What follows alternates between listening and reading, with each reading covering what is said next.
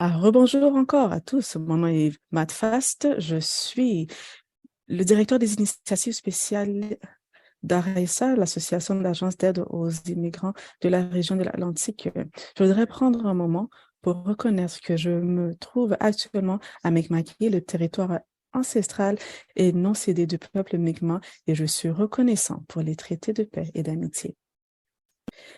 Vous vous joignez à nous aujourd'hui depuis les territoires traditionnels et non cédés des peuples Betuk, Mi'kmaq, Malasite et les Petkadumugoti, ainsi que depuis les terres d'origine Innu et des Inuits de Labrador. Nous reconnaissons les liens ancestraux et continus des peuples autochtones avec les terres et les eaux de la région, également connue sous le nom de Canada Atlantique.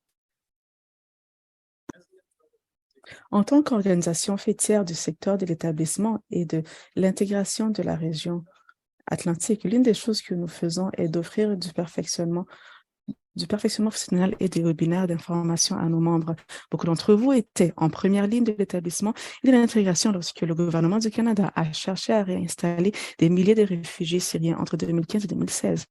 L'Institut de recherche par sondage d'Environix, un organisme à but non lucratif, a mené une étude nationale pour évaluer l'expérience vécue par les réfugiés syriens qui sont arrivés en 2015-2016. L'objectif était de documenter la façon dont ces réfugiés se sont adaptés à leur nouveau pays et à leur nouvelle vie et ce que l'on peut tirer de leur expérience pour en faire profiter les futurs réfugiés.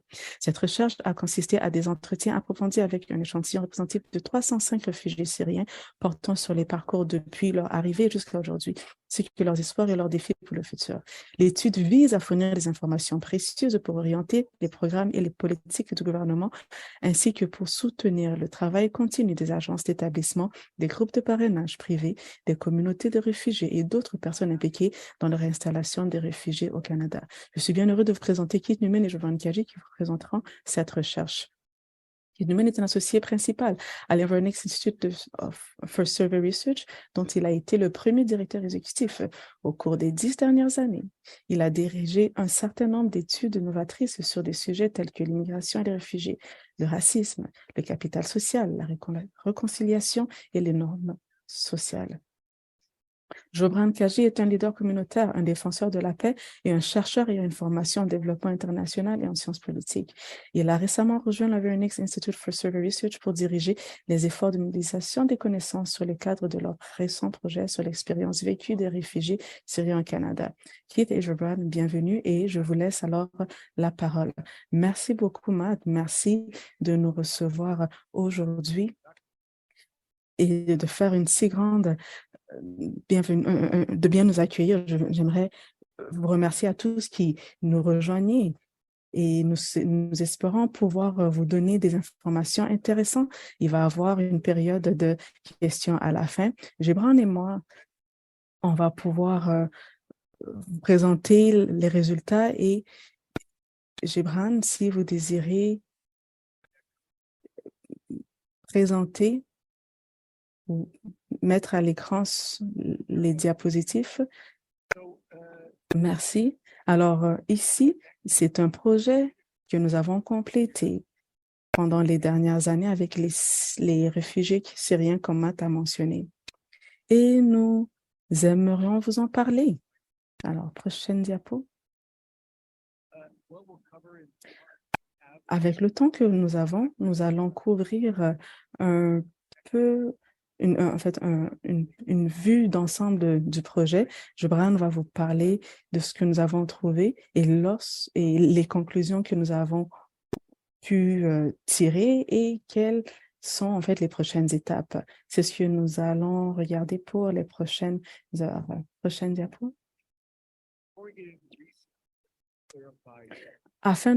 Juste pour clarifier avant qu'on puisse vous présenter, on veut vous dire qui est-ce que nous sommes. Nous sommes l'Institut de recherche par sondage Environix. Donc, nous sommes ici au Canada depuis 15 ans maintenant. Notre mandat, nous sommes un organisme de recherche à but non lucratif. Notre mandat est d'effectuer des recherches sociales et d'opinion publique et significatives sur les questions qui façonnent l'avenir du Canada, à savoir qui nous sommes et où est-ce que nous allons à travers différents types de projets axés sur les types de recherches que d'autres organisations ne font pas.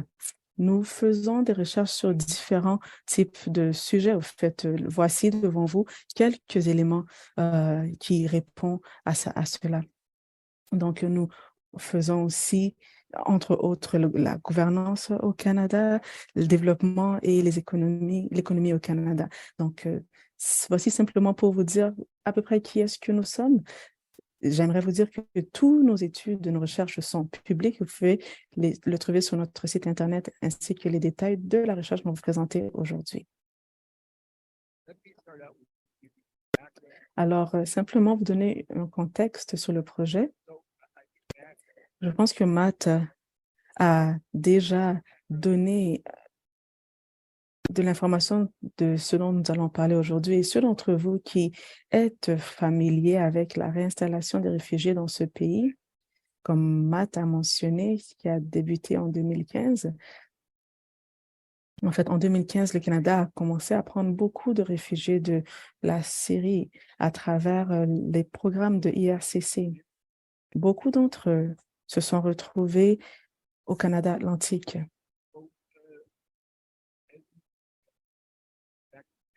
Et comme vous savez probablement aussi, le gouvernement fédéral a aussi fait des recherches en ce qui a trait à la réinstallation des réfugiés. On a fait euh, des entrevues avec les réfugiés et les recherchistes académiques à travers le Canada et d'autres organismes les ont aidés à pouvoir le faire. Mais cet effort-là n'a pas été assez pour pouvoir garder un œil et vraiment apporter des données importantes qui a trait aux réfugiés.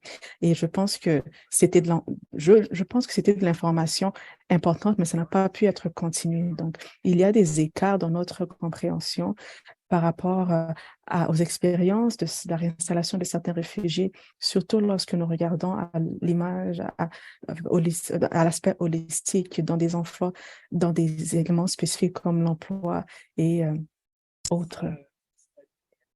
Cela nous a amené à notre projet. Comme Matt a dit, nous avons vraiment pu faire une étude nationale approfondie sur les Syriens, les réfugiés syriens.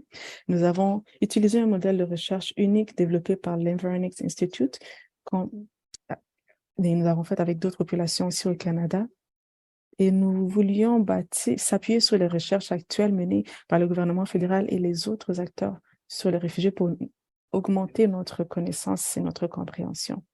Et la recherche a été possible à travers les contributions par l'intermédiaire entre autres de l'IRCC. C'est aussi important de mentionner que c'était en fait un financement que l'IRCC nous a donné et en fait l'IRCC nous a octroyé le financement et ensuite il nous a laissé le libre arbitre pour pouvoir déterminer comment est-ce qu'on allait pouvoir faire usage de ces fonds. L'objectif de la recherche au large, c'est vraiment de générer de nouvelles reconnaissances pertinentes pour la politique sur l'expérience vécue pour les réfugiés syriens. L'objectif est vraiment de donner, en fait, le but est d'orienter à la politique et à la prévention en matière d'établissement. On veut aussi renforcer les capacités de recherche avec d'autres réfugiés et d'autres installations de population. Et de manière un peu plus large, nous désirions élargir le discours public sur la narrative des réfugiés syriens au Canada afin que les Canadiens, à travers le pays, puissent mieux apprécier cette expérience.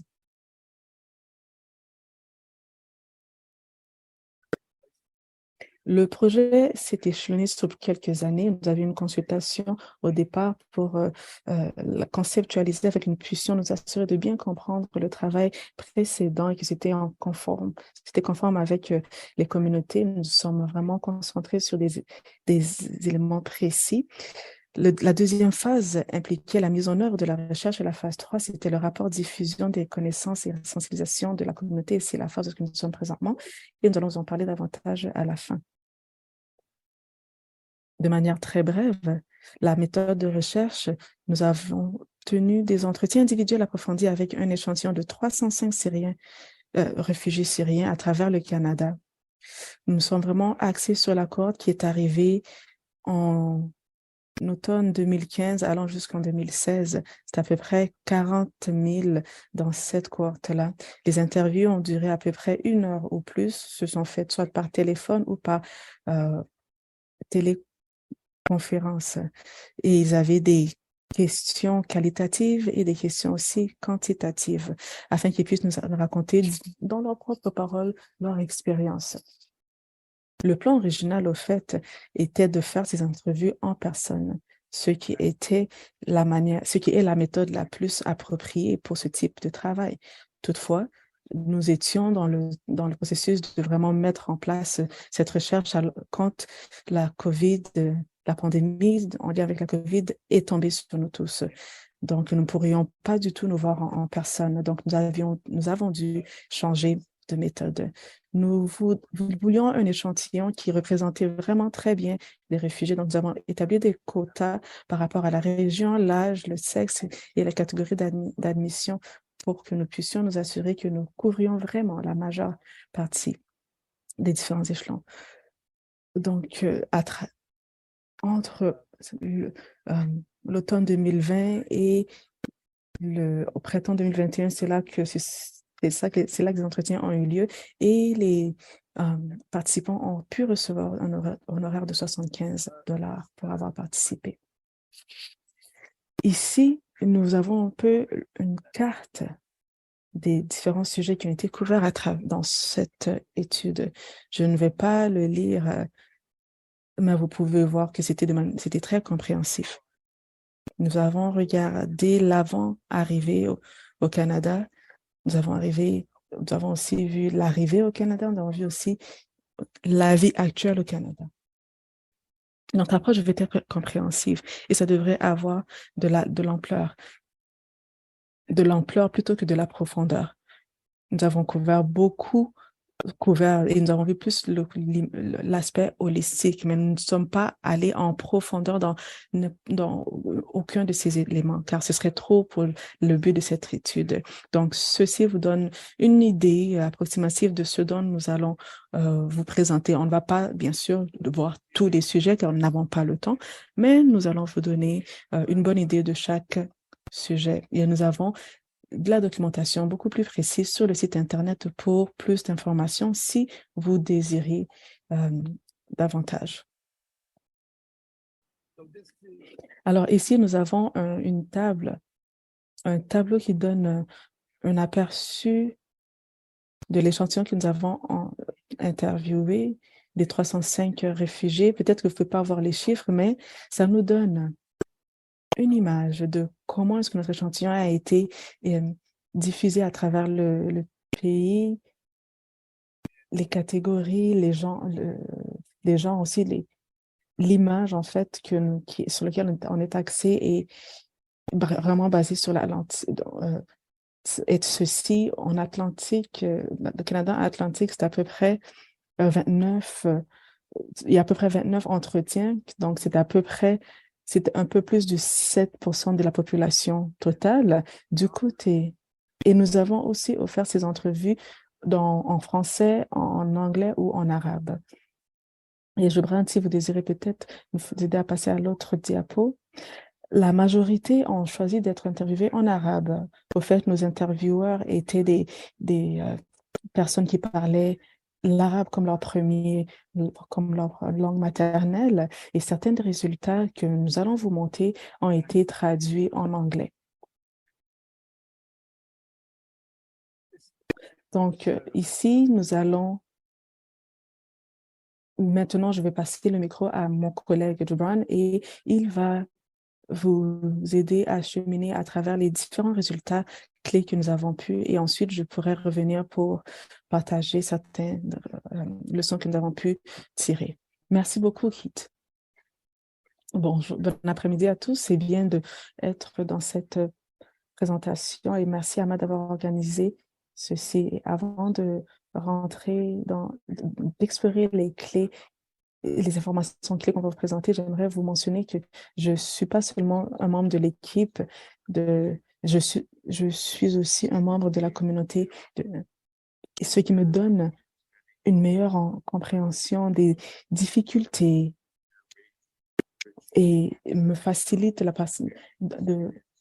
donne la capacité de pouvoir réduire les écarts lors de cette étude grâce aux ressources et des résultats qu'on a pu trouver à travers cette étude. Donc, la manière dont on va partager cette recherche avec vous aujourd'hui vient dans le même format qu'on a présenté aux interviewés. Donc, c'était de manière chronologique en partant par l'avant-arrivée. Ensuite, comme vous avez vu dans les sujets présentés plutôt sur l'étude, nous allons ensuite regarder leur établissement actuel. Lorsque nous disons actuel, on veut dire 2020-2021, le temps où est-ce que nous avons fait les interviews. Ensuite, nous allons nous diriger vers, nous allons regarder leurs défis futurs. Nous allons regarder certains éléments clés qu'on a pu trouver. Nous voulions savoir de la part des participants de quelle façon est-ce que le Canada leurs attentes en fait du Canada sont similaires à ceux qu'ils avaient avant d'arriver au Canada. Et vous voyez ici certains thèmes clés qui se soulèvent. Pour voir qu'il y a certains thèmes qui émergent en haut de la liste. Nous pouvons voir que les réfugiés trouvent que les Canadiens sont aussi attentifs et amicaux et aidants qu'ils s'attendaient. En deuxième position, on dit que la communauté est sûre et sécurisée. La communauté est sûre et sécurisée. L'autre élément était de leur demander comment est-ce qu'ils ont trouvé le Canada différent de ce qu'ils s'attendaient. Sur cette question, ils nous ont répondu deux groupes de réponses différentes. Certains des éléments sur lesquels le Canada était différent, mais de manière positive, et d'autres réponses étaient différentes, oui, mais de manière négative.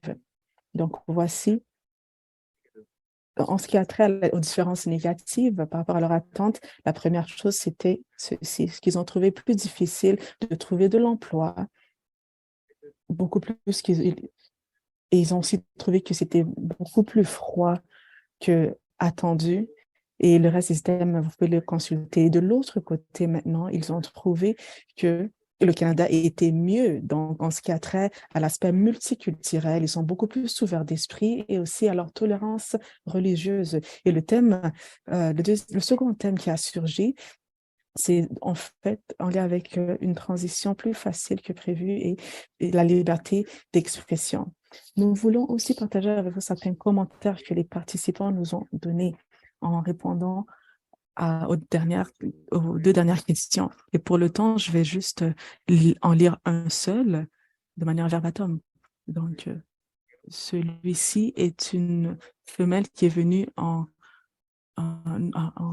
Terre-Neuve et elle est arrivée en 2016 à Terre-Neuve. Elle dit, le système de santé ne répond pas aux attentes d'un pays de G7.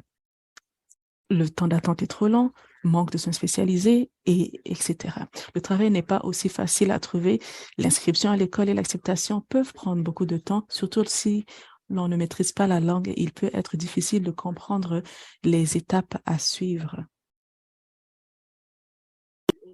Nous avons aussi voulu savoir quels étaient les plus gros défis auxquels les réfugiés ont fait face dans leur expérience de rétablissement au Canada. Et de loin, le défi le plus frappant était la barrière linguistique. D'abord l'anglais, ensuite le français.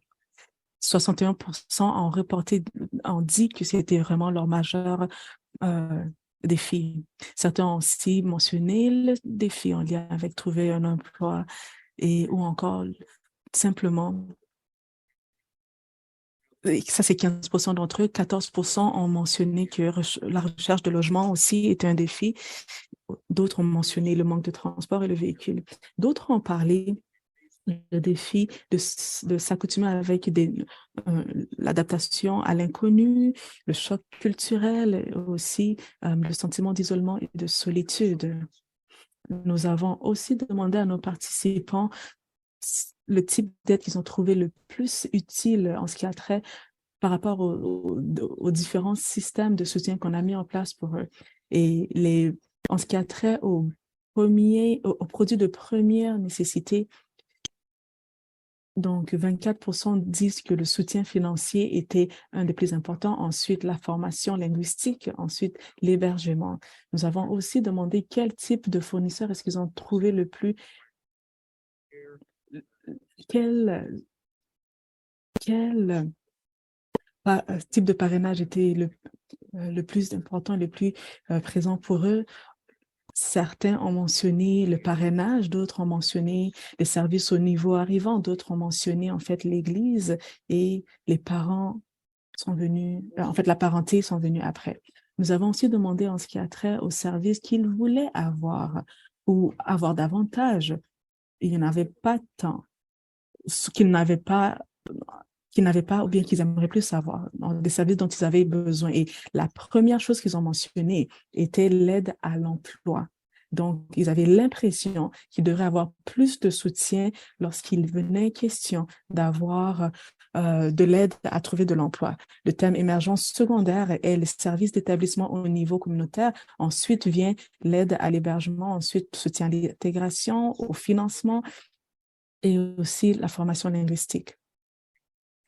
Sur maintenant le tableau de droite, au bas, 42% d'entre eux ont mentionné qu'il n'y avait pas de soutien ou de service de soutien qui leur manquait, ce qui est quand même très bien. Nous voulions aussi en savoir davantage sur le type, en fait, lequel des énoncés suivants qui décrit le mieux votre type de parrainage.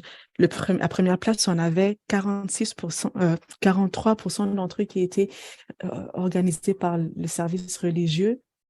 Ensuite, le groupe de personnes privées, les individus, qui étaient à 19%. Ensuite, les membres de la famille à 15%. Ensuite, les amis, les organisations communautaires. Nous voulions aussi en savoir davantage sur quel type de soutien ont-ils trouvé le plus efficace par rapport à ceux qui étaient parrainés de manière privée. En haut de la liste, on trouve l'aide à l'hébergement. Ensuite, nous avons le soutien émotionnel donné par les parrains privés. Ensuite, troisièmement, le soutien financier et ensuite l'aide au transport et le parrainage des membres de la famille. Nous voulions aussi savoir à quel point que c'était important, à quel point que c'était essentiel, à quel point que les services reçus de leur parrainage, de leurs parrains privés étaient essentiels. Donc, ils avaient trois options de réponse. La question était, à quel point parmi les affirmations suivantes, lequel décrit le mieux l'importance de l'assistance fournie par votre parrainage privé? 56% d'entre eux ont dit que c'était très essentiel et n'auraient pas pu fonctionner sans cette aide-là. 24% d'entre eux ont dit que c'était très important, mais qu'ils auraient quand même pu s'organiser sans. Et 13% ont dit que c'était pas très essentiel et qu'ils auraient pu faire sans. Nous voulions aussi savoir s'ils ont reçu suffisamment de support de la part de leurs parents par rapport à moins ou plus. Et on a 71% qui dit avoir reçu suffisamment de support de la part des parents, alors que 19% disent qu'ils ont reçu moins que besoin. Et 8% disent avoir reçu trop de support, de soutien de la part des groupes et des agences de soutien de parrainage.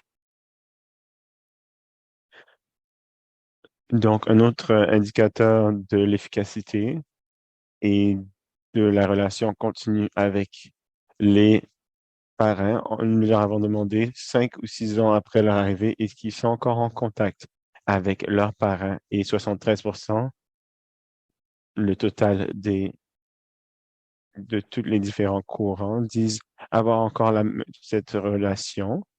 Et pour plus de détails par rapport à la source de leur parrainage, on avait 89% qui étaient des amis et de la famille, ainsi que les groupes individuels privés qui étaient 82%. Nous voulions savoir davantage par rapport à quels services ils ont reçus du gouvernement qui était le plus utile pour eux. Donc, ici, ils ont mentionné les différents services du gouvernement. Tout en haut venaient les cours de langue, soit, donc avec 27%. Ensuite, 24% pour les soins dentaires et le soutien financier, 22%. 22%. Donc, c'était une question ouverte. Donc, on a identifié ce qu'ils ont considéré comme étant le plus utile à ce moment-là. C'est là où nous arrivons au deuxième segment de réponse et de résultats de cette recherche. Là, nous avons passé la plupart de notre temps et de nos questions par rapport à comment est-ce qu'ils vivent actuellement au Canada au moment de l'entrevue en 2020-2021.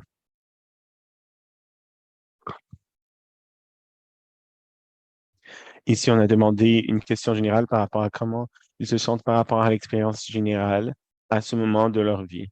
Donc, une grande majorité sont positifs par rapport à leur vie au Canada. Ils ont eu la chance d'être installés.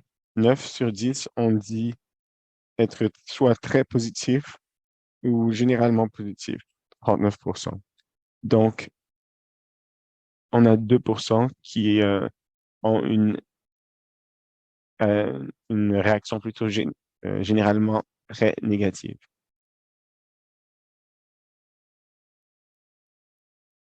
La table que vous voyez au bas montre que de se sentir, le sentiment positif est relié avec la satisfaction avec l'hébergement, où 64% sont très satisfaits avec leur statut d'hébergement. Et aussi, on avait le nombre d'amis proches qui était à 67% d'avoir 20 ou plus amis dans leur cercle social ainsi que leur réseau. Nous voulions savoir davantage par rapport à leur sentiment de satisfaction sur différents aspects. Donc, nous leur avons demandé leur satisfaction par rapport à tous les aspects que vous voyez sur la diapositive. Et il y a une grande satisfaction dans certains départements et beaucoup moins dans d'autres. Un grand niveau de satisfaction dans des départements tels que le sentiment de sécurité et l'acceptance de la communauté locale, l'acceptation de la communauté locale. On parlait également de l'attention et des services donnés aux enfants dans les écoles. Ils étaient moins satisfaits dans les départements tels que la sécurité financière, où,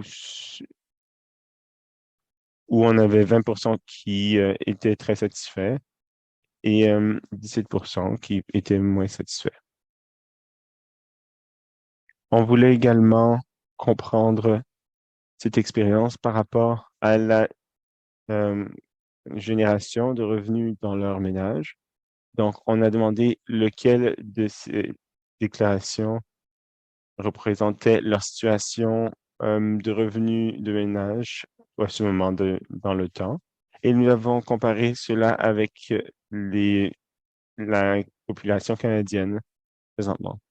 Donc, on parle de 14% qui disaient avoir suffisamment, ils peuvent épargner, versus 37% du côté de la population canadienne. Et on avait 4% qui disaient euh, ne pas avoir suffisamment pour économiser dans un moment difficile. On avait 19% qui financièrement doivent s'étirer. Nous voulions aussi avoir une idée de leur niveau de notre état d'emploi. Et donc, la moitié d'entre eux étaient employés. On avait 26% qui travaillaient à temps plein.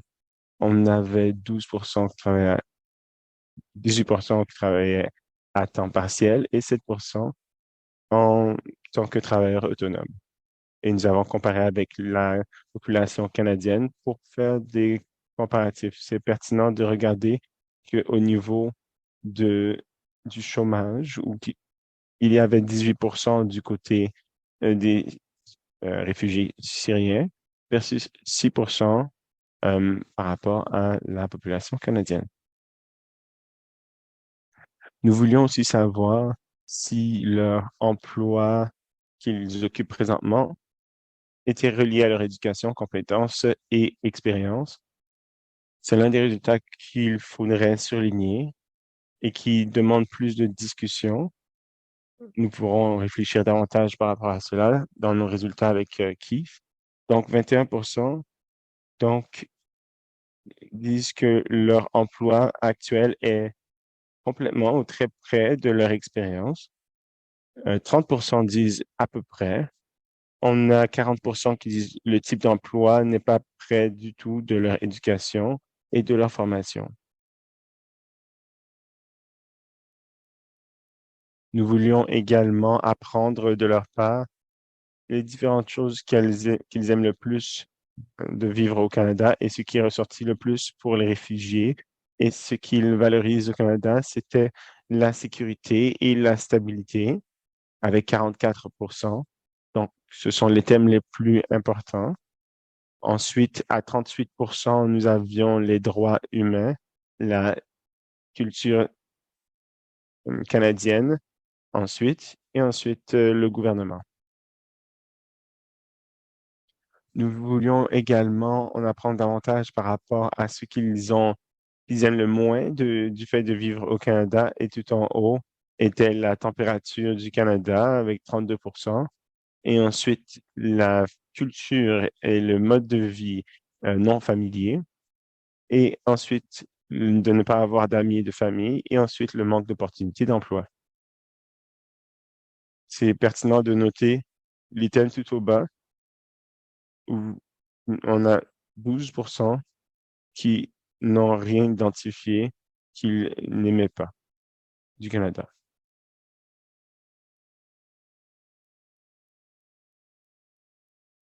Donc ici, c'est une question ouverte et quantitative où nous voulions avoir une impression de l'expérience du déplacement de la réinstallation canadien.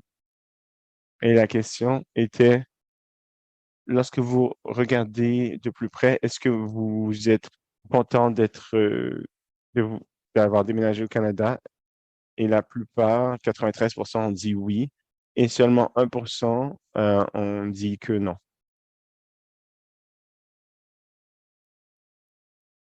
Un autre aspect clé et un défi clé par rapport à l'expérience avec les groupes plus âgés qui se déplacent dans un nouveau pays, c'est la langue. Nous voulions en savoir davantage en leur demandant leur niveau d'anglais et de français au moment où ils sont arrivés au Canada versus leur niveau actuel par rapport à leur proficience 4 et 5 et 6 ans après, 4, 5, 6 ans après.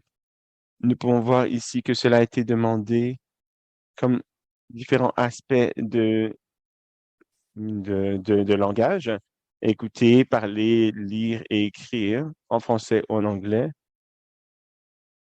Il y a eu un progrès dramatique pour la plupart. Au moment de l'entrevue, la plupart disaient que leur français ou anglais était excellent ou bon dans tous ces aspects. Les réfugiés qui sont arrivés avec le moins de fluidité euh, ont eu les plus grands progrès à travers le temps.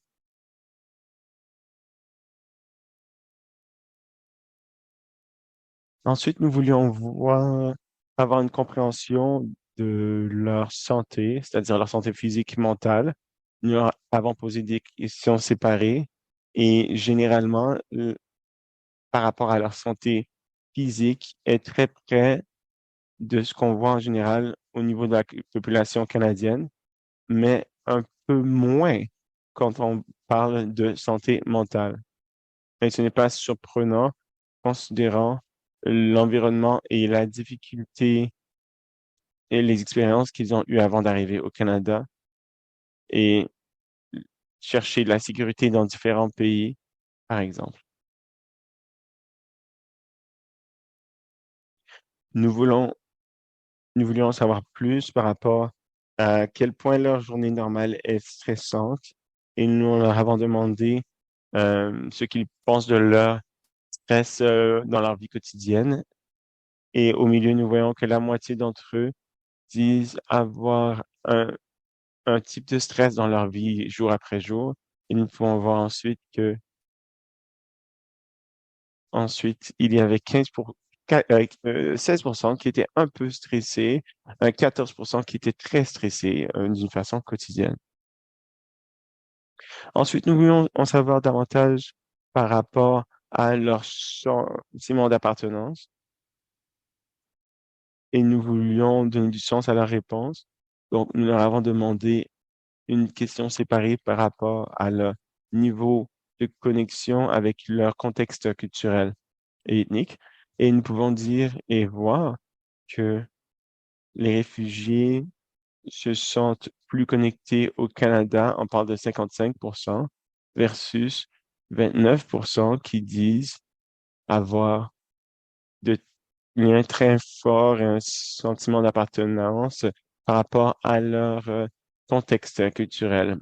Donc, ce sont des résultats de la recherche par rapport à l'établissement relatif à leur sentiment d'appartenance.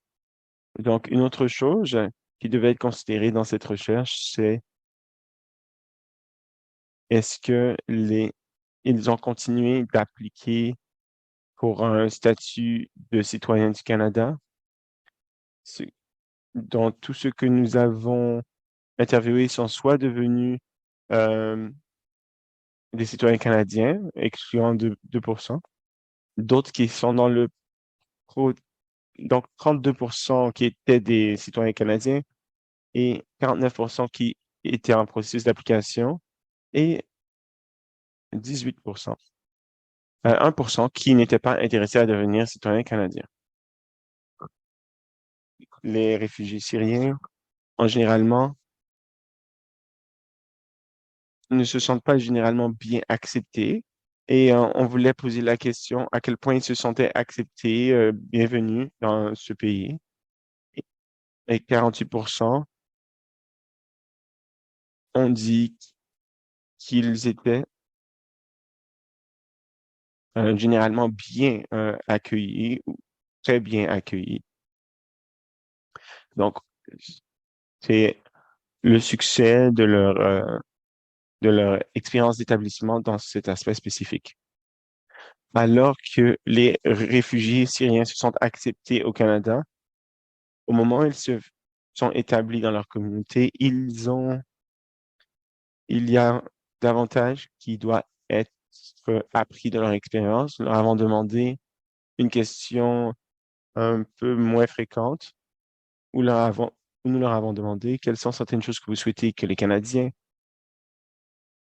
comprennent de vous et de votre expérience. La plupart, les thèmes récurrents étaient les difficultés rencontrées par les réfugiés en tant que nouveaux arrivants. 27% ont reporté par rapport à cela, ainsi que l'impact de la guerre civile sur eux, les traumatismes et leurs besoins de guérison. Ensuite, les Syriens ne sont pas tous les mêmes. Et en quatrième lieu, la culture et les histoires syriennes. Ce sont les choses qu'il voudrait que les Canadiens sachent à propos d'eux. Cette présentation, nous partageons certains commentaires par rapport et des citations par rapport à ce qui nous a été dit en répondant aux questions de la diapositive précédente. Compte tenu du temps, je vais lire seulement une de ces réponses, peut-être celle qui est tout au bas, qui a été partagée par un homme de Colombie-Britannique qui est arrivé en janvier 2016. Sa réponse, était, ils veulent que les Canadiens comprennent que tous les Arabes ne sont pas pareils. Il y en a de bons et des mauvais. Il ne s'agit pas de la culture ou de la religion, mais de la personnalité.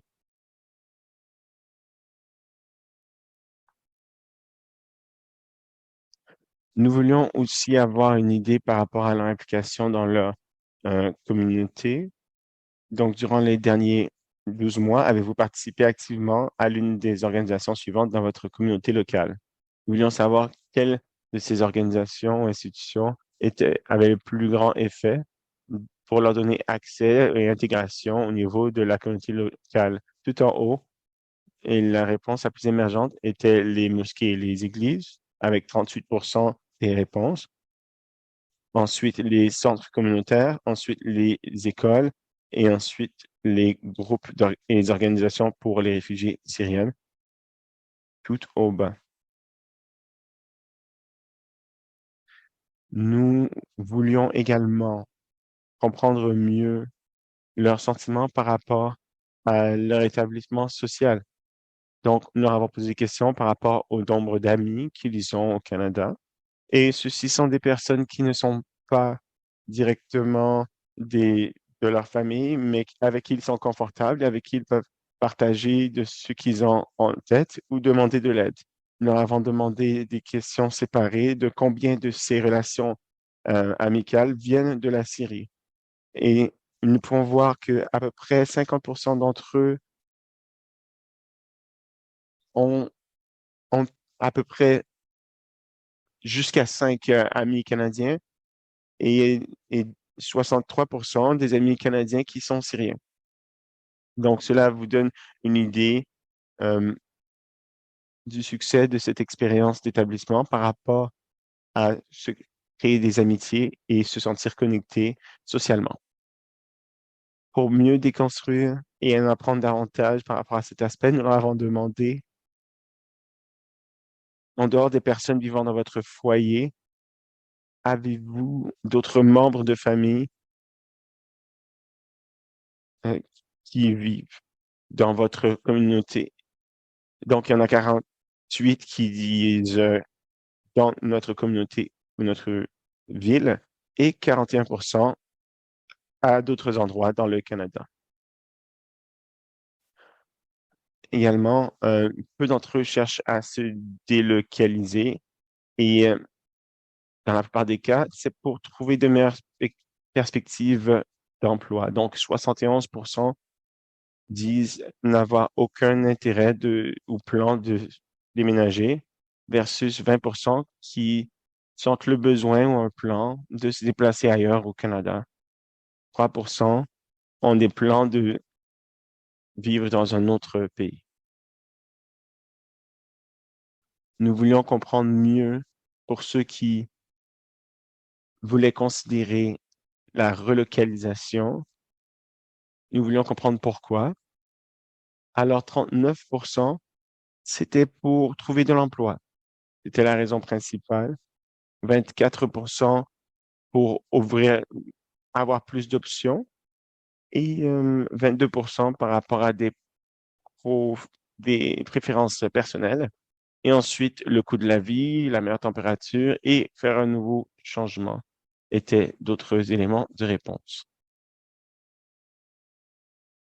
Un autre aspect des changements qu'ils doivent adresser dans leur nouvelle vie ici au Canada était le changement de leur rôle à l'intérieur de la famille par, rap- dans le- par rapport au rôle d'un membre de famille avant d'arriver au Canada. Donc, 47% ont vécu un type de changement par rapport au rôle dans leur famille et nous pouvons voir que les plus jeunes, donc de 18 à 24 ans, sont ceux qui pouvaient ressentir ce changement davantage.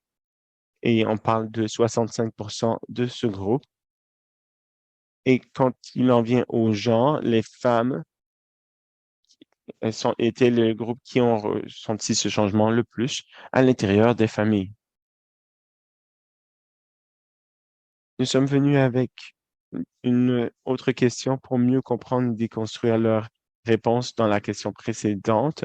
Donc, nous leur avons demandé de quelle façon est-ce que votre rôle a changé dans votre famille durant les dernières 5 années au Canada. Donc, on avait 51% pour les femmes et versus 33 chez les hommes qui parlent de responsabilité générale. Euh, Ensuite, on parle de davantage de responsabilité parentale et de soins. et ensuite plus de responsabilités financières. Nous voulions également avoir une meilleure compréhension de leur sens de l'établissement quand il vient à parler de famille et d'enfants. Donc, la prochaine question était, dans quelle mesure diriez-vous que vos enfants se sont adaptés à la vie au Canada et à l'étranger et acceptés par les autres à l'école? Donc, on avait 2 tiers par rapport à la vie au Canada et dans certains cas, il y avait un parent et un enfant. La plupart de ces enfants étaient nés avant l'arrivée au Canada et la demande a été faite par rapport à comment est-ce que les enfants vivaient dans le système scolaire. Et la plupart disent que leurs enfants s'adaptent très bien. Donc, ce sont nos 68% qui sont bien acceptés dans la vie au Canada et 71% acceptés dans leurs écoles et ainsi. On a 2% qui disent que cela ne se passe pas bien. On passe à la prochaine section ici de nos résultats et la dernière partie du sondage que nous avons partagé avec eux. Donc, c'est en réflexion par rapport aux objectifs de vie pour leur vie future. Pour en savoir davantage par rapport à leur regard sur le futur, nous leur avons demandé d'identifier 3 choses qu'ils désirent réaliser le plus durant le cours de leur vie. C'est une question ouverte et il y avait énormément de réponses et ce que nous pourrions attendre de n'importe quel Canadien. Tout en haut, donc d'acheter, de posséder leur propre logement. Donc, on avait 42%. Terminer leur étude à 39%. Et d'autres thèmes clés qui étaient dans leur réponse étaient autour de travail et carrière, famille et enfants et sécurité financière. Nous leur avons aussi demandé s'ils étaient optimistes par rapport à la réalisation de ces objectifs dans leur vie. Dans cette diapositive, nous avons montré le résultat où tout le groupe par âge. Donc, plus de 9 sur 10, on parle de 47% sont plutôt optimistes. Ce sont les groupes les plus jeunes au moment de l'entrevue qui sont les plus confiants par rapport à leur optimisme. Très peu de tous les groupes d'âge rapportent avoir moins d'optimisme. Nous voulons, nous voulions aussi savoir ce qu'ils voient comme étant le plus grand défi auquel ils font face par rapport à ces objectifs pour le futur. Donc, les objectifs financiers sont le premier résultat avec 24%. Ensuite, le niveau de langage, trouver du travail et les impacts de la COVID-19.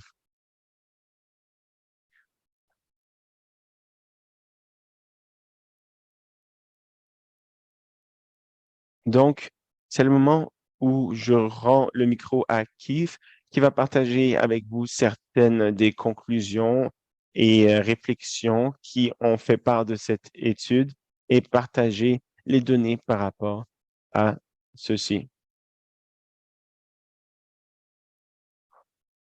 Merci.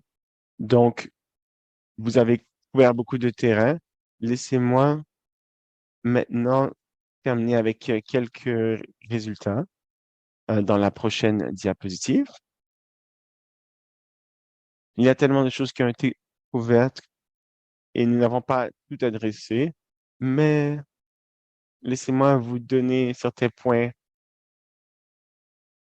Généralement parlant, il semble clair que dans l'ensemble, cette cohorte de réfugiés a eu un certain succès par rapport à son installation et son établissement pour eux et pour leur famille au Canada. Lorsqu'on regarde toutes les données, il y a beaucoup plus de positifs que de négatifs dans la plupart des domaines que nous avons visités.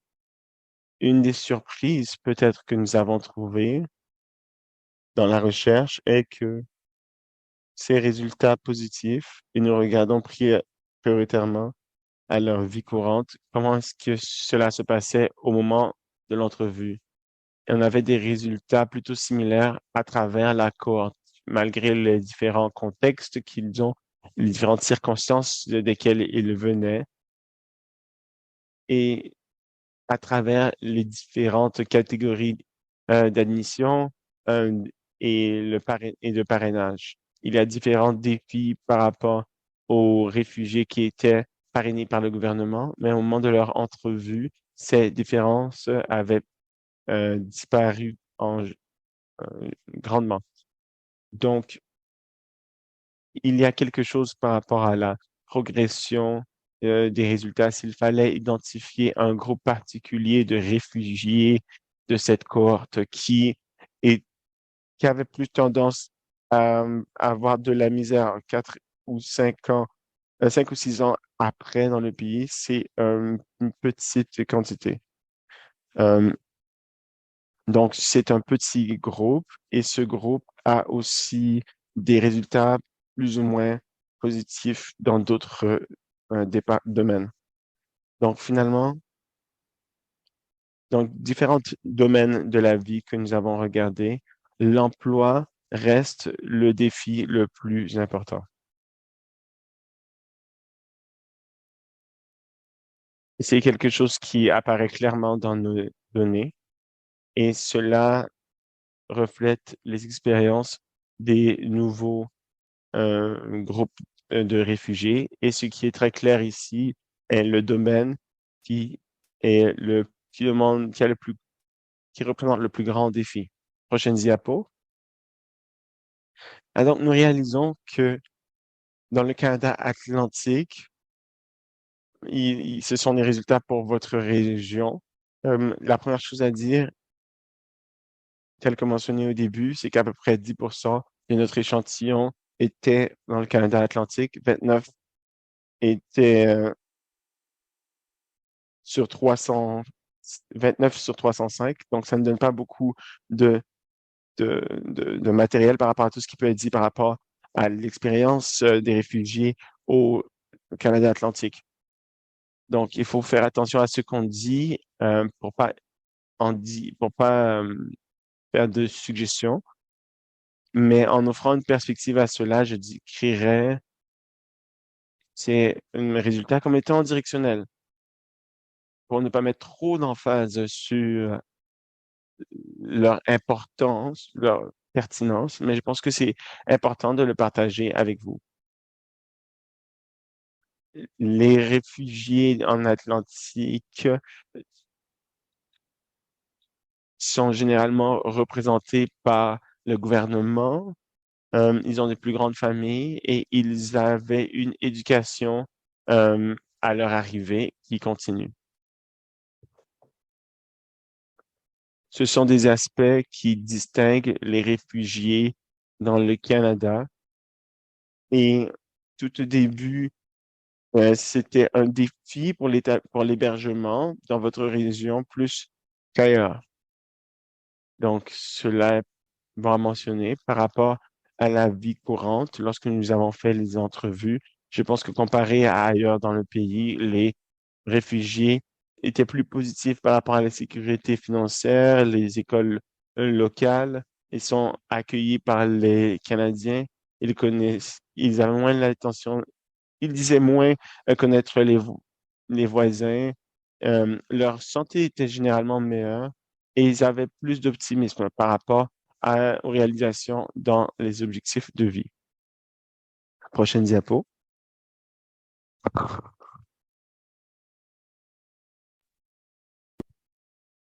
D'un point de vue un peu moins positif, les réfugiés du Canada Atlantique étaient un peu moins satisfaits de ce qui entrait de la sécurité. Et ils voulaient en fait, ils ont vécu davantage de discrimination fondée sur l'apparence ethnique, la culture et la religion. Je ne veux pas trop me pencher là-dessus. Selon moi, je les considère comme étant directionnels. Prochaine diapo. Alors, quelques leçons que je pense pour nous aider à réfléchir sur cette recherche. Alors que nous avons traversé le Canada pour trouver ces données en lien avec euh, les individus qui se réinstallent, c'est que les résultats de ces recherches ont largement confirmé leurs propres expériences et par rapport aux réfugiés dans cette cohorte. Nous avons vu valider les expériences que vous-même, vous avez pu expérimenter avec ces populations, on travaille avec ces populations. Donc, je pense que d'une certaine façon, bon, de manière surprenante, mais aussi ça validifie les recherches pour que ça puisse donner de la valeur à ces recherches-là. Je pense que c'est vraiment ce qui serait intéressant à partager. On pourrait se commenter là-dessus. Un des élèves, certains éléments ont clairement démontré qu'on a besoin de se pencher davantage là-dessus. Par exemple, ceux qui sont beaucoup plus critiques, qui n'est pas nouveau pour vous, pour partager plus d'informations beaucoup plus claires. On n'a pas passé beaucoup de temps là-dessus aujourd'hui, mais je pense que ce serait important de passer du temps là-dessus par rapport à gérer les attentes, préparer les réfugiés alors qu'ils arrivent. Alors, clairement, par exemple, alors clairement, cet élément-là, cette section-là, cet aspect-là, on devrait davantage se pencher dessus. Alors, ce qu'on a souvent entendu par rapport à cette cohorte de réfugiés, c'est le succès qu'ils ont eu et vraiment basé, entre autres, sur la mobilisation sans précédent de leadership des citoyens qui a eu lieu en 2015, qui se sont présentés et qui se sont étendus davantage en ce qui a trait à s'assurer que leur communauté, que leur pays est un endroit accueillant. Plusieurs d'entre vous certainement ont été impliqués et le sont encore. Clairement, le niveau de mobilisation était vraiment important dans tout le pays et cela a fait une très grande différence en ce qui a trait à comment est-ce que ces réfugiés se réinstallent. Donc, en bout de compte, cela montre ce qui est possible de faire pour assurer le succès de rétablissement d'un réfugié.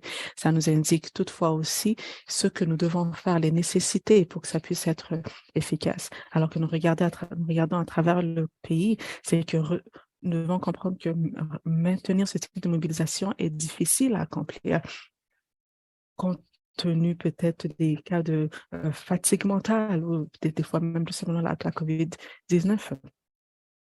Le défi de pas seulement adresser, mais aussi prêter une attention par rapport aux écarts qui sont présents. Dans cette cohorte particulièrement, ce n'est pas quelque chose que nous pouvons conclure pour d'autres cohortes de réfugiés qui sont venus par après. Cela doivent encore être étudiés. Prochaine diapo. Alors, pour conclure brièvement, nous voulons simplement parler de ce que nous faisons maintenant depuis janvier, après que nous ayons partagé ou bien diffusé ces résultats, nous avons eu des rencontres, nous avons fait des présentations afin de partager les résultats de cette recherche et de l'emmener à votre attention, parler avec vous, vous entretenir là-dessus et encourager les gens dans la communauté de rétablissement au niveau du gouvernement pour qu'ils puissent se pencher là-dessus et pouvoir en soutirer quelque chose. Nous sommes un institut de recherche, nous sommes un organisme de réinstallation ou quoi que ce soit de ce genre. Notre travail était de produire la recherche et de le rendre disponible et de le diffuser. Notre rôle n'est pas de faire des recommandations, mais à travers la sensibilisation, ces procédures de sensibilisation, nous espérons continuer à travailler avec les personnes qui peuvent faire les recommandations pour qu'on puisse les aider à identifier les prochains points à mettre en place pour pouvoir aider. Donc, ceci est une présentation bien brève, mais il y a beaucoup de matériel de soutien qui englobe le tout, qui vous serait vraiment disponible. Nous avons aussi des reportages, nous avons aussi des rapports finaux détaillés, des tableaux de données qui vous sont aussi disponibles. Nous avons aussi produit un rapport séparé, vraiment bref, qui est à peu près 10 pages, qui est pour les personnes qui ne veulent pas nécessairement lire le rapport au complet, mais qui veulent savoir la conclusion et voir qu'est-ce qu'on a conclu. Et finalement, nous sommes dans la procédure de pouvoir produire une vidéo de partage. C'est en cours présentement, nous l'avons faite avec certaines de nos autres communautés. Dans quelques mois, cela sera aussi disponible sur notre site Internet et je vous encourage de vraiment le prendre en considération et l'utiliser. Alors finalement, si vous désirez plus d'informations à propos de cette recherche, nous sommes vraiment heureux de pouvoir partager avec vous. Jobran, mon collègue et moi, vous pouvez nous rejoindre. Notre courriel et tout. Voilà, notre courriel est présentement à l'écran, donc nous serions vraiment heureux de pouvoir vous donner plus d'informations. À ce point-ci, nous arrêtons de parler et nous retournons le micro à Matt et nous attendons à recevoir des commentaires. D'accord, eh bien, merci beaucoup à vous deux pour cette présentation bien informative. Oui, donc nous ouvrons maintenant le plancher pour les questions si vous avez des questions. Vous pouvez soit lever la main ou le mettre dans le chat. Non, je ne sais pas si c'est Saja ou Saya, vous pouvez poser votre question. Bonjour, mon nom est Saja Alzoubi. Merci beaucoup pour ceci. Merci beaucoup, Kit et Jubran, pour cette présentation qui est tellement profonde. Je suis vraiment heureux d'être ici avec vous pour écouter. Je suis Saja Alzoubi. Je, s- je suis axée sur la science politique et les recherches et je suis au Canada depuis 1 an et je suis venue de l'Angleterre. Alors, mon profil est vraiment du côté de récolte des détails en lien avec les réfugiés, mais euh, particulièrement pour les réfugiés syriens, compte tenu que je ne suis pas. Je suis vraiment intéressée je suis cette recherche a été très bénéfique pour moi. J'ai quelques questions, peut-être des commentaires aussi. S- S'il vous plaît, comprenez-moi. Et je serais très reconnaissante si je pouvais avoir le rapport ou encore les recherches et à savoir si on peut demeurer en contact, car j'aimerais en savoir davantage sur ceci pour pouvoir enrichir ma propre recherche. Oui, Saja, absolument. Je vous conseillerais de commencer avec le rapport complet qui est sur le site Internet et jetez-y un coup d'œil et sentez-vous à l'aise de nous revenir avec plus de questions. On sera bien heureux de continuer avec vous. Merci beaucoup, Jabbar. Oui. Alors, ma première question, j'aimerais d'abord savoir, je suis du côté socio-économique et j'aimerais, pour enrichir mon Bon, j'aimerais savoir quelle unité de cet échantillon. Est-ce que c'était des personnes euh, des personnes qui vivent seules? Est-ce que c'était d'un point de vue de famille? Je ne suis pas certaine, peut-être que vous l'aviez mentionné, mais j'ai peut-être manqué. Alors, vous avez dit que la qualité de vie était bonne. 11% disent que c'est bien et 4% trouvé que c'était pas bien en ce qui a trait à la qualité de vie. Est-ce que c'était vraiment la bonne information ou bien j'ai mal compris? Car je voulais savoir d'un point de vue socio-économique, qu'est-ce qui causerait cela? Et en ce qui a trait à, et en ce qui a trait aux besoins émotionnels pour s'intégrer, peut-être que c'est plus en lien. C'est peut-être plus renseigné dans le rapport, alors je consulterai le rapport, mais pour ceux qui ont mentionné 40, ce qui dit que 42% d'entre eux n'ont reçu aucun soutien lorsqu'ils sont arrivés. S'ils ont besoin de ces rapports, s'ils ont besoin de soutien, ils n'en ont pas reçu. C'est important de le mentionner. C'est un très gros problème. Il faut savoir qu'est-ce qui s'est passé, pourquoi est-ce qu'ils n'ont pas eu le soutien dont ils avaient besoin et on devra devoir s'impliquer là-dessus, se pencher là-dessus et modifier les politiques afin que ça ne puisse pas se reproduire. Et pourquoi, d'accord, alors peut-être qu'on pourrait répondre d'abord à ceux que vous avez posés avant de continuer. Je pense que rapidement, l'analyse de manière globale, nous avons échantillonné des gens de différents types de foyers. Plusieurs avaient des familles, d'autres étaient seuls. Nous avons interviewé seulement un seul individu par foyer. Nous nous sommes vraiment axés sur cet individu. On n'a pas interviewé tous les foyers, tout le foyer, mais certaines questions étaient vraiment axées sur le foyer et pas seulement sur l'individu. J'espère que ça répond à votre question. Ensuite, votre dernière question en lien avec le support dont on a besoin, simplement pour clarifier. C'est une question qu'on a posée aux gens, à savoir, est-ce que lorsque vous êtes arrivés, est-ce qu'il y a un soutien qu'ils auraient voulu avoir qu'ils n'ont pas eu? Et la réponse à ça a été 42% d'entre eux qui ont dit que non, il n'y avait pas de manque. Et donc, ce 42%-là disait qu'il n'y a rien qu'ils auraient pu avoir d'autre, selon eux, comme soutien. Je voulais juste clarifier ça. J'espère que cela vous aide et les détails de cela sont dans le rapport. D'accord, oui, merci beaucoup. Ça aide beaucoup. Sadja, si c'est correct avec toi, on va passer à la prochaine personne qui a une question. Et si le temps le permet, vous allez pouvoir revenir. Si c'est correct, Sadja. D'accord, oui, merci. Donc, nous y allons avec Zara, Aria et ensuite Caroline.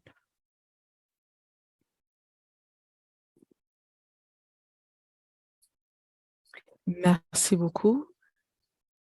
C'est une recherche très riche. Nous sommes bien heureux de pouvoir participer et d'entendre parler de tous ces résultats. J'avais cette question. La majorité des données que vous avez mentionnées n'étaient pas en fait axées sur le genre, l'orientation sexuelle et chaque groupe, les gens par exemple qui ont des handicaps, est-ce que dans vos données, est-ce que c'est spécifié? Pourquoi est-ce que nous avons seulement pour- pourquoi est-ce qu'on a vu une certaine déségrégation lorsqu'on parlait de la famille, quand vous avez parlé de, par exemple, comment est-ce que les femmes percevaient quelque chose ou un homme percevait quelque chose, mais on n'a pas vu ça dans d'autres diapositives. Mon autre question était reliée à la satisfaction et les attentes lorsqu'il y a trait aux réglementations et des buts. Est-ce que c'est en lien avec les complexes qu'ils avaient depuis leur pays d'origine ou est-ce que c'était une question, comment est-ce que, à savoir là où vous êtes présentement par rapport à là où vous étiez avant ou bien c'était seulement axé sur leur vie ici au Canada? Donc, je vais d'abord répondre à la deuxième question. La question était vraiment axée sur leur vie au Canada et en allant devant et en avançant, à savoir leur demandant sur leur vie dans le futur, à partir du moment où on les interviewait. Ça n'a pas été établi dans le contexte de leur vie passée dans leur pays d'origine. Ça aurait été intéressant toutefois. Et pour répondre à votre première question, oui, dans cette présentation, la plupart des résultats étaient une irrigation totale pour l'échantillon complet. C'est en partie parce qu'on n'a pas eu le temps de vraiment rentrer dans tous ces détails-là. Et donc, nous devions donner une vue d'ensemble de cette population et comment est-ce qu'ils évoluent. Cela étant dit, toutefois, il y a beaucoup de similarités à travers les différents groupes et dans beaucoup de cas, beaucoup plus de similitudes que de différences. Mais les tableaux qui sont sur notre site Internet sont beaucoup plus détaillés en ce qui a trait à l'échantillonnage. On considère le sexe, la religion. Donc, si on considère les questions et les sujets comparés à travers les groupes, vous allez pouvoir vraiment voir les détails spécifiés dans les tableaux sur notre site Internet. Et je pense que le seul autre commentaire à faire est que, compte tenu le fait que un échantillon de 300 individus est bon pour l'envergure nationale, mais alors que on réduit le bassin, la validité des résultats est pas aussi solide simplement car l'échantillon rétrécit. Donc, nous devons faire attention de ne pas tirer des conclusions trop certaines de par des petits échantillons.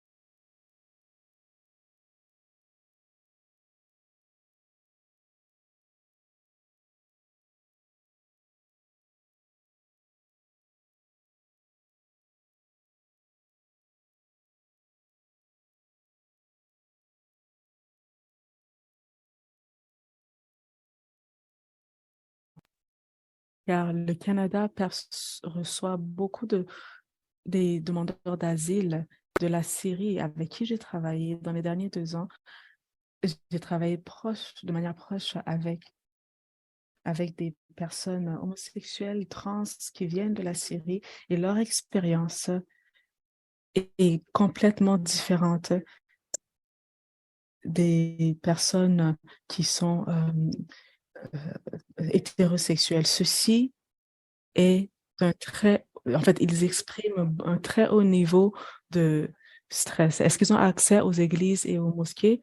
Oui, ils y ont accès, mais est-ce qu'ils veulent y aller? Non, parce qu'ils se sentent très insécures là-dessus. Et la majorité d'entre eux ne sont pas accueillis par leur famille ou les communautés religieuses. Donc, nous devons mettre d'autres lunettes pour mieux regarder en ce qui a trait à l'orientation sexuelle des gens qui arrivent. De plus, la majorité d'entre eux font face à sont ostracisés de leur communauté, mais ils ont aussi il y a aussi un très haut niveau de chômage. Ils ont aussi beaucoup d'addictions, ce qui a trait à l'alcool et aux drogues.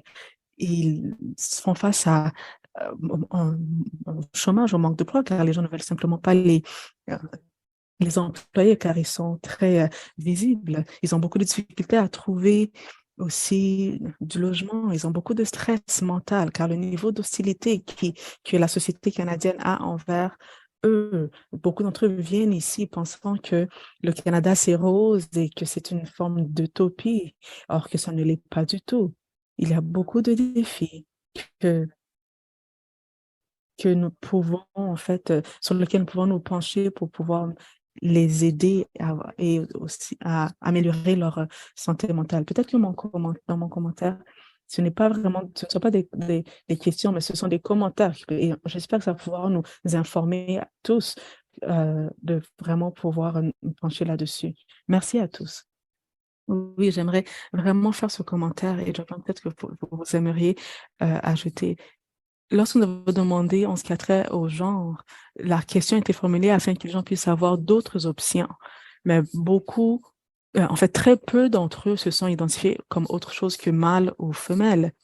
Comme vous pouvez imaginer, certaines personnes peuvent avoir l'impression qu'ils doivent faire un de ces choix.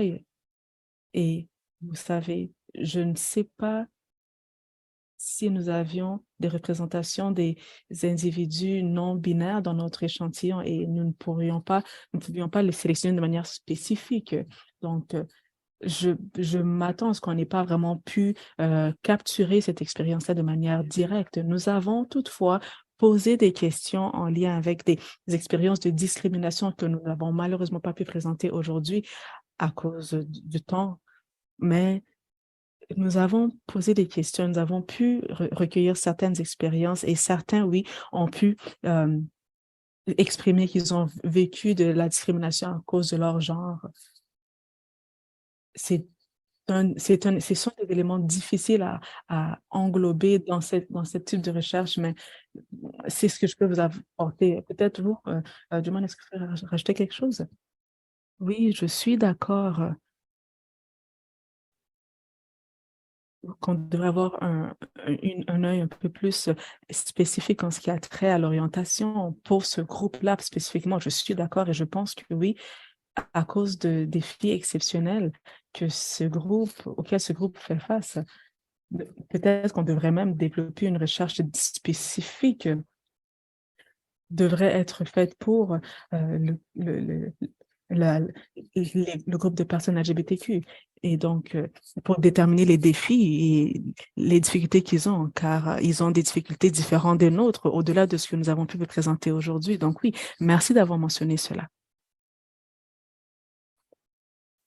Donc oui, on va maintenant aller à Caroline. Oui, bonjour. Je voudrais simplement vous remercier. Je trouve que c'est très intéressant. Les données nous donnent de, une bonne vision. Ma question est ceci, quelle serait votre opinion, la disponibilité d'avoir des données qui pourraient se pencher sur une étude à long terme de tous les réfugiés syriens, compte tenu que depuis la cohorte que nous avons vue, depuis la cohorte de Syrie, on a vu des cohortes de l'Afghanistan, on a aussi des cohortes de l'Ukraine. Bien sûr, ils ont beaucoup d'attention, mais quelles seraient des données comparatives disponibles ou pas qui pourraient nous aider à comparer avec ces autres populations pour qu'on puisse voir comment est-ce qu'on peut, à savoir si on est vraiment en train de favoriser le rétablissement de toutes ces populations. Caroline, c'est une très bonne question. Alors, ce recherche, par définition, concentrait vraiment sur cette cohorte spécifiquement, car c'était une cohorte importante, d'après, je suppose. Mais comme vous avez dit, on a couvert beaucoup à travers cette étude. Mais comme j'avais dit plus tôt, nous ne pouvons pas simplement appliquer ces résultats à d'autres cohortes ou à d'autres réfugiés ou nouveaux arrivants. Et il n'y a pas de recherche comparative à ce moment-ci. Comme vous avez suggéré, cela serait très utile.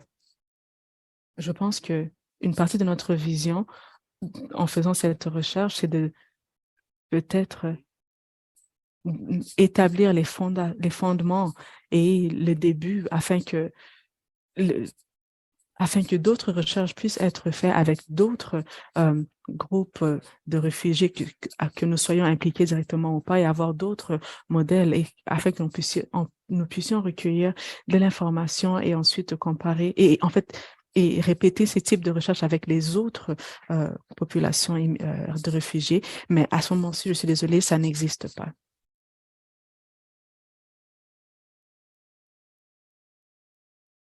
Quelqu'un aurait une autre question? Merci.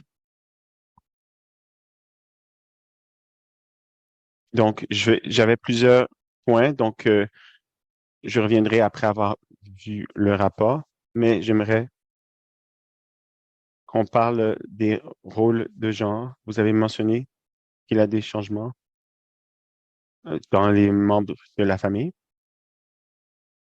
Et donc, les changements au niveau des normes de genre et des rôles.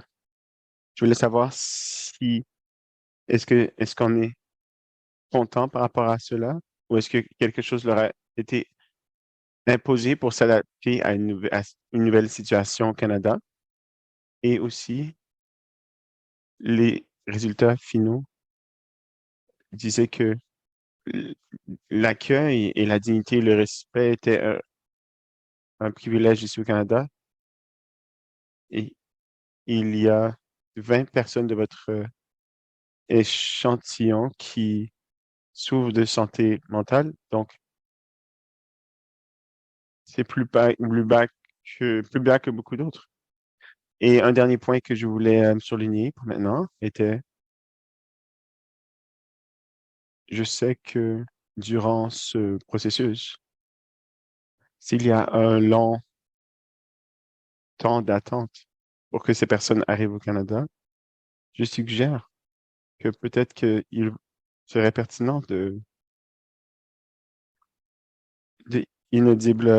voir si ces réfugiés peuvent être réhabilités durant leur vie, considérant leur accommodation dans d'autres pays avant d'arriver au Canada, par exemple.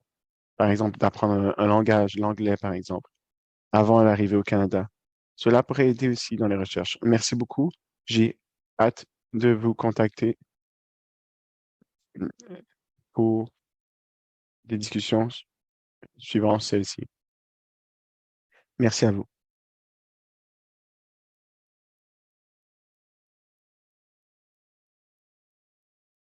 Matt, vous êtes sur mute. Donc, si quelqu'un d'autre voulait partager une dernière question avant de terminer. Non? Très bien. Eh bien, je voulais vous remercier Joran et Keith de d'avoir été avec nous aujourd'hui. C'était très pertinent, très important pour plus d'informations. Je pense que Joran a rendu leur rapport disponible dans le clavardage ainsi que leurs informations de contact. Donc, nous voulons vous remercier d'être avec nous aujourd'hui.